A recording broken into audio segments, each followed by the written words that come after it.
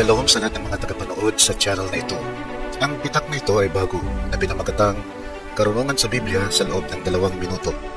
Bahagi ng pitak na ito ay gagawin din nating short, kaya magsimula na tayo.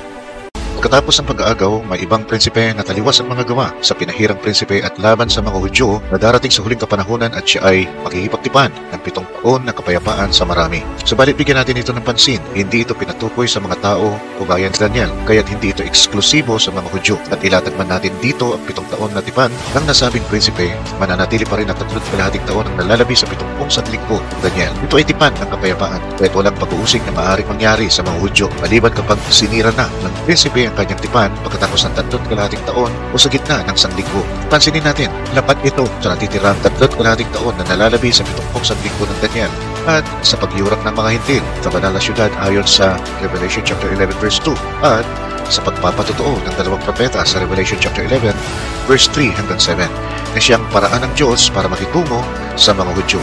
Ano ba itong 7 nasabing taon na tipan? Muli abangan ang susunod na kabanata at pagpalain tayong lahat ng ating Panginoong Kristo Jesus.